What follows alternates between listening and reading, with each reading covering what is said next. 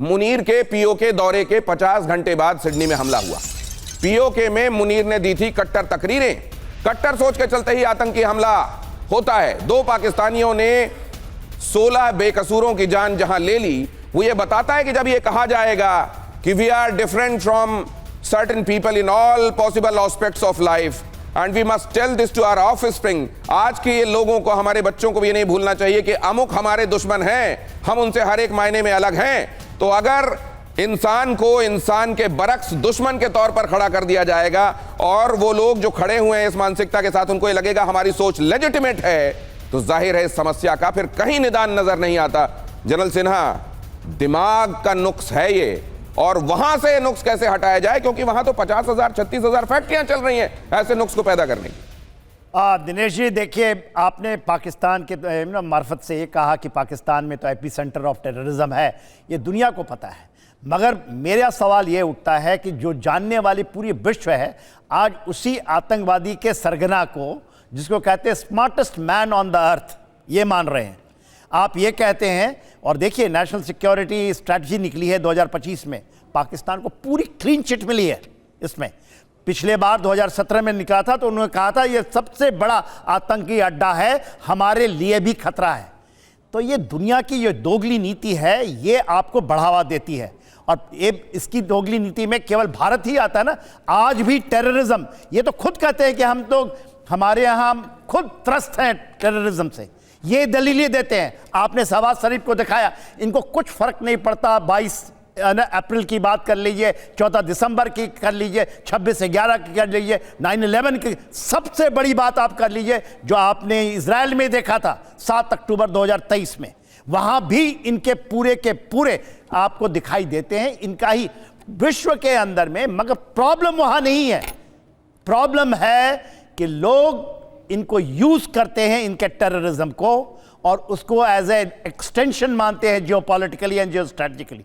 Problem वहां है, इसलिए ये लोग इतने ज्यादा सह लेकर के ISI खुरासान बहुत बड़ी बात कह रहे हैं।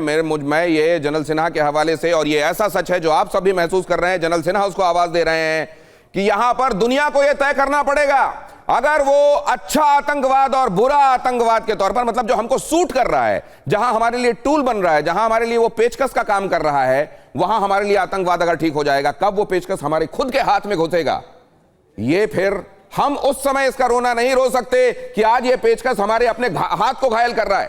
पाकिस्तान ने स्टेट पॉलिसी के तहत आतंकवाद का इस्तेमाल किया है। हो सकता है कुछ जगहों पर वही बम उनके यहां बनाते हुए फूट रहे हो, तो दुनिया में फोड़ने के लिए जो बम आप बना रहे हैं, जब आपके घर में कहीं फूट जाता है, आप कहते हैं देखिए हम तो आतंकवाद के सताए हुए हैं। ये दो मुहापन पाकिस्तान में बंद होना चाहिए, और ये दो मुहापन इंटरनेशनल फ्रेटर्निटी में बंद होना चाहिए। 9/11 के बाद से पाकिस्तान की तरफ अमेरिका का जो नजरिया था और आज जो नजरिया है, उसमें जमीन आसमान का फर्क है। और अगर ये गुड टेररिज्म बैड टेररिज्म के बीच में चीजें फंसे रहेंगी तो दुनिया को इस अभिशाप से कभी निजात नहीं मिलने वाली। जरा देखिए, अड़ी क्योंकि हमें देश की पड़ी, और सबसे ज्यादा साजिशें करने वाला मुल्क ये है।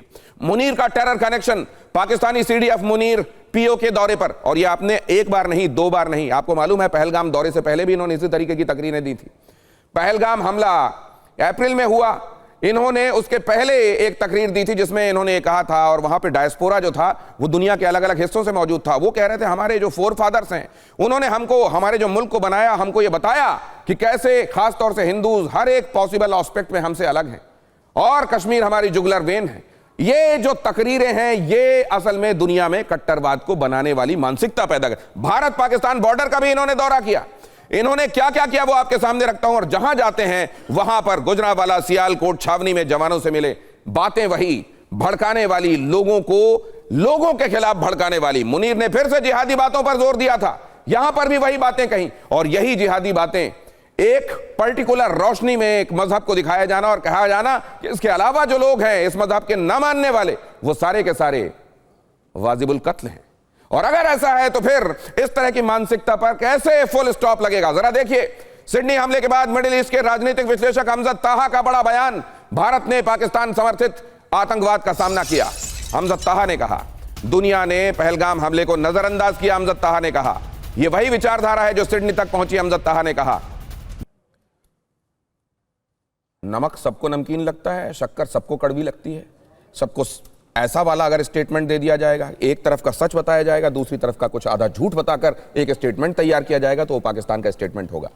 हर एक आदमी को यह मालूम है कि गलत कहां है, सही कहां है। पाकिस्तान में उसको सुविधा से बयान दिया जाता है और उसके बयान को सुविधा से दुनिया में इंटरनेशनल फ्रेटर्निटी में उसकी साइड लेते हुए, उसके खिलाफ खड़े होते हुए लोग अपना उस समय की सूटेबिलिटी के हिसाब से चीजें तय करते हैं। यही बात ताहा साहब यहां अंडरलाइन कर रहे हैं। अब जरा जितार्थ में आपके पास आ रहा हूं। खासतौर से ये ब्लेम भी किया जा रहा है ऑस्ट्रेलिया को लेकर कि अपनी पॉलिसीज को उन्होंने इस तरीके से रखा है। नेतन्याहू कह रहे हैं कि इसके बारे में मैंने पहले चेतावनी दी थी, लेकिन उस पर अमल नहीं किया गया और एक दिन यह होना ही था।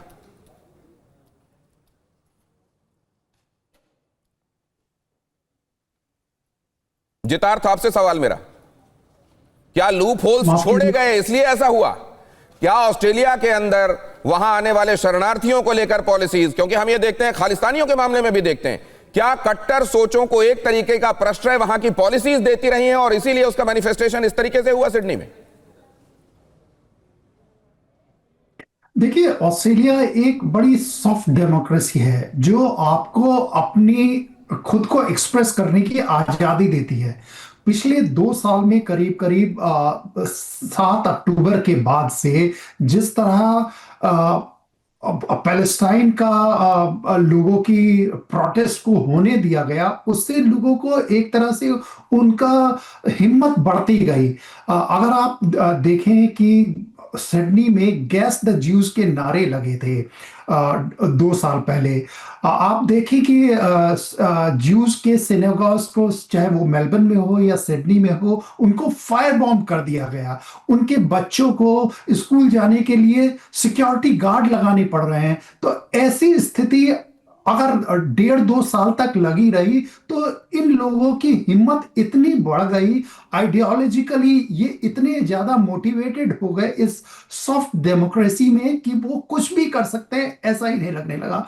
और कहीं ना कहीं हमें ये भी देखना होगा कि ये हमारे इंटेलिजेंस कम्युनिटी की फेलियर है। इस आदमी को, नवेद को, वो जानते थे, पिछले 6 साल से जानते थे।